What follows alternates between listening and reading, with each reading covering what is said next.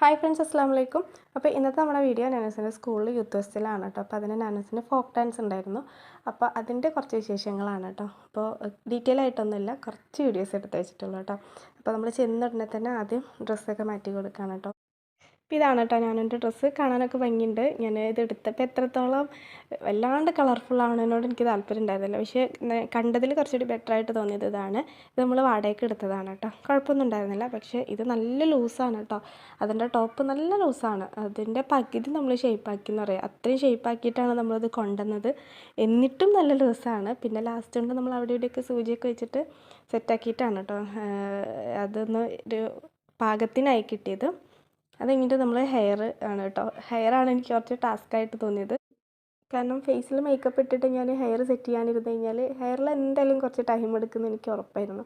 അപ്പോൾ അത്രയും ടൈം ഈ ഫേസിൽ മേക്കപ്പ് ഇട്ടിട്ടിരിക്കേണ്ട. മാത്രമല്ല അത് കുട്ടികൾക്കും ഭയങ്കര ബുദ്ധിമുട്ടായിരിക്കും. പിന്നെ ഇനാഗ്രേഷനൊക്കെ കഴിഞ്ഞിട്ടാണ് ഫോക്ക് ഡാൻസ് സ്റ്റാർട്ട് ചെയ്യാമെന്നാണ് കേട്ടോ പറഞ്ഞിട്ടുണ്ടായിരുന്നത്. മേക്കപ്പും കാര്യങ്ങളൊന്നും ഡീറ്റെയിൽ ആയിട്ടൊന്നും എനിക്കറിയില്ല. എനിക്കറിയണ പോലെ ഞാൻ യൂട്യൂബിലൊക്കെ കുറച്ച് വീഡിയോസൊക്കെ കണ്ടിട്ടാണ് കേട്ടോ മേക്കപ്പ് ചെയ്തത്.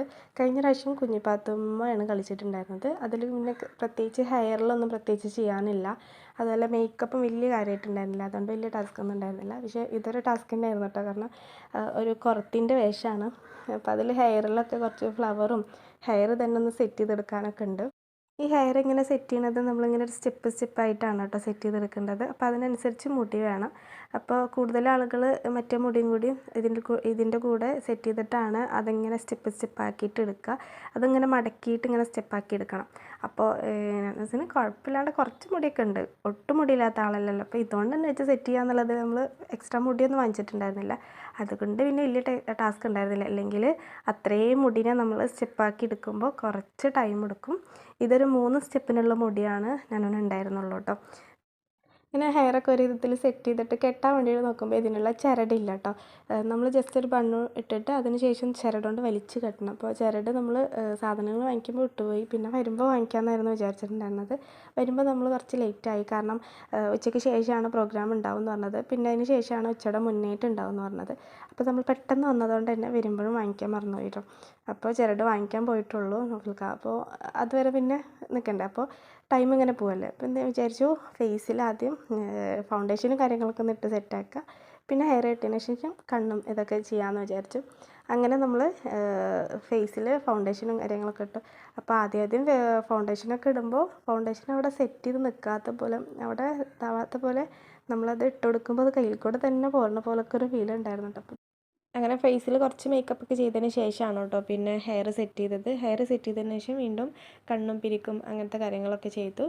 എന്നിട്ട് നമ്മൾ ഫ്ലവർ സെറ്റ് ചെയ്തു. ഫ്ലവർ സെറ്റ് ചെയ്ത് വന്നപ്പം ഹെയർ സത്യത്തിൽ കാണാനില്ല കേട്ടോ.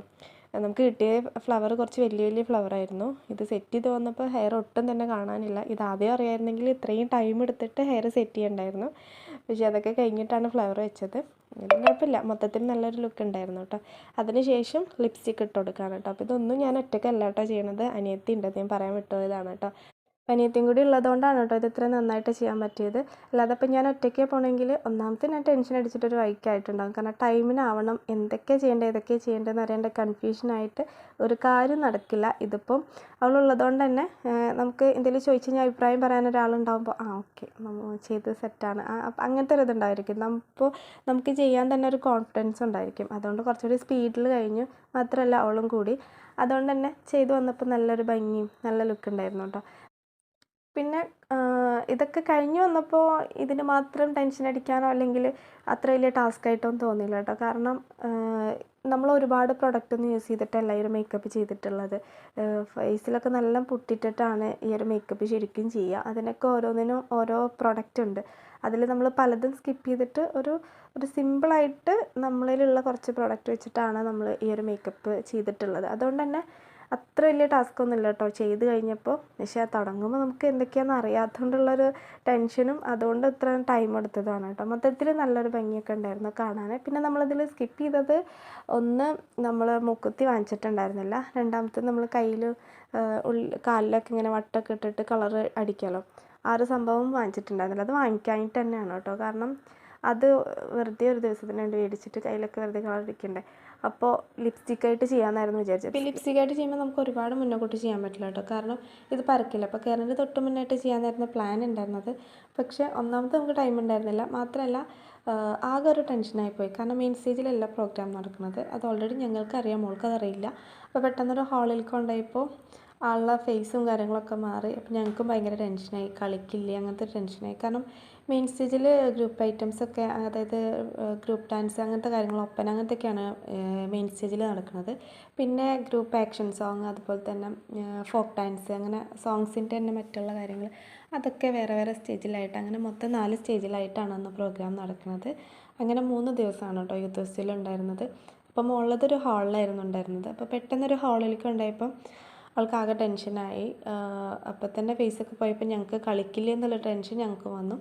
മാത്രമല്ല പിന്നെ പെട്ടെന്ന് തന്നെ മോളുടെ, അതായത് കളിച്ചുകൊണ്ടിരിക്കുന്നത് കഴിയാറായിട്ടുണ്ടായിരുന്നു. ഞങ്ങളവിടെ കയറി ഇരിക്കുമ്പോഴേക്കും തന്നെ മോളെ നമ്പർ വിളിക്കുകയും ചെയ്തു. അപ്പോൾ ഒന്ന് അവിടെ ഇരുന്ന് സെറ്റാവാനുള്ളൊരു ടൈം പോലും ഉണ്ടായില്ല. അപ്പോൾ പെട്ടെന്ന് തന്നെ പിന്നെ സ്റ്റേജിൽ കയറ്റി. സ്റ്റേജിലാണെങ്കിലോ സൈഡിൽ 3 ടീച്ചേഴ്സ്, അത് ഓൾറെഡി എല്ലായിടത്തും ഉണ്ടാവും, പക്ഷേ ഫ്രണ്ടിലുള്ള ടീച്ചേഴ്സ് തൊട്ടടുത്താണ്. മറ്റേ നമ്മൾ മെയിൻ സ്റ്റേജിലാകുമ്പോൾ കുറച്ച് ദൂരമായിരിക്കും ഫ്രണ്ടിലുള്ള ടീച്ചേഴ്സ് ഉണ്ടായിരിക്കും. ഇത് പെട്ടെന്ന് തന്നെ ഫ്രണ്ടിൽ തന്നെ 3 ടീച്ചേഴ്സ്. അതിൻ്റെ ഇടയിൽ മോളെ കൊണ്ടുവന്ന് നിർത്തിയപ്പം ആകെ എന്താ പറയുക, ഫേസൊക്കെ ഒരുമാതിരി ആയിട്ടോ. അപ്പം ഞാൻ പ്രതീക്ഷിച്ചു കളിക്കില്ല എന്നുള്ളത്. ഒട്ടും കളിക്കില്ല എന്നാണ് വിചാരിച്ചത്. കുറച്ചൊക്കെ കളിച്ചു, എങ്കിലും നമ്മൾ വീട്ടിൽ നന്നായി കളിച്ചിട്ട് അവിടെ പോയിട്ട് അങ്ങനെ കളിച്ചു ഭയങ്കര സങ്കടമായിപ്പോയി. കാരണം സ്റ്റെപ്പുകളൊക്കെ കളിച്ചു എന്നേ പറയാൻ പറ്റുള്ളൂ.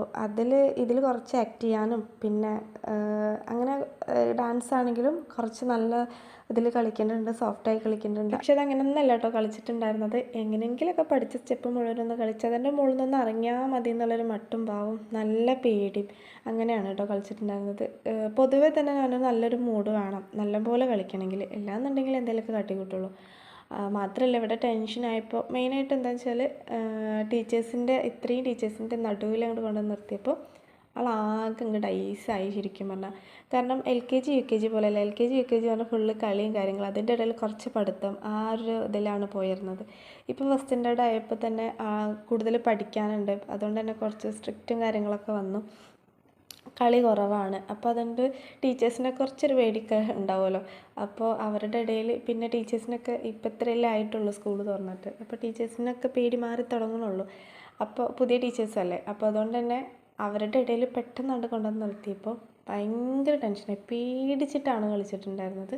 സ്റ്റെപ്പ് മുഴുവൻ കളിച്ചു എന്ന് പറയാൻ തെറ്റിക്കാണ്ട്, എങ്കിലും അതിൻ്റെ ഇടയിൽ വല്ലാണ്ട് ടെൻഷൻ കൂടുമ്പോൾ 2 3 തവണ ഒന്ന് സ്റ്റെക്കായിട്ടുണ്ടായിട്ടോ. എങ്കിലും കുഴപ്പമില്ല, കളിച്ചു. പക്ഷേ സത്യം പറഞ്ഞാൽ നല്ല വിഷമമായി. കാരണം നന്നായി കളിക്കായിരുന്നു, അത് നല്ല ഉഷാറായിട്ട് കളിക്കായിരുന്നു. അതിൻ്റെ വീഡിയോ ഞാൻ ചാനലിൽ ഇട്ടിട്ടുണ്ട് കേട്ടോ. അപ്പോൾ അങ്ങനെയൊക്കെ കളിച്ചിട്ട് പിന്നെ സ്റ്റേജിൽ കയറിയപ്പോൾ ഇങ്ങനെ ഒരു ഉഷാറില്ലാണ്ട് കളിക്കുന്നുണ്ട്. അപ്പോൾ സത്യം പറഞ്ഞാൽ നല്ല വിഷമമുണ്ടായിരുന്നു കേട്ടോ. ശരിക്കും ഞാൻ കരഞ്ഞില്ല എന്നുള്ള അത്രയ്ക്ക് വിഷമമുണ്ടായിരുന്നു.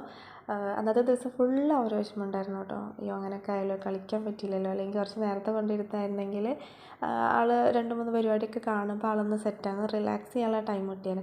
ഇത് പെട്ടെന്ന് ഹാളിൽ കൊണ്ട് പെട്ടെന്ന് സ്റ്റേജിലും കയറ്റിയതുകൊണ്ടാണ് ഇത്രയും ടെൻഷനായിപ്പോയത് മോൾക്ക്. പിന്നെ അതിൻ്റെ ഒരു ഫോക്ക് ഡാൻസ് കുറച്ച് ഉഷാറായിട്ട് കളിക്കുന്ന വീഡിയോ ഓൾറെഡി നമ്മൾ പോസ്റ്റ് ചെയ്തിട്ടുണ്ട്, കാണാത്തവരുണ്ടെങ്കിൽ കാണാൻ മറക്കരുത്. പിന്നെ സ്റ്റേജിൽ കളിക്കുന്ന വീഡിയോ മ്യൂസിക്കൊക്കെ ഇട്ടിട്ട് നെക്സ്റ്റ് വീഡിയോ ആയിട്ട് ഇടാം കേട്ടോ. അപ്പോൾ വീഡിയോ ഇഷ്ടപ്പെട്ടാൽ ലൈക്ക് ചെയ്യാനും കമൻറ്റ് ചെയ്യാനും മറക്കരുത്. അതുപോലെ തന്നെ നിങ്ങൾ ഈ ചാനൽ ആദ്യമായിട്ട് കാണുന്നവരാണെങ്കിൽ നമ്മുടെ ഒരു കുഞ്ഞു ചാനലൊന്ന് സബ്സ്ക്രൈബ് ചെയ്ത് സപ്പോർട്ട് ചെയ്യണം. പുതിയൊരു വീഡിയോ ആയിട്ട് വീണ്ടും കാണാം. Thanks for watching.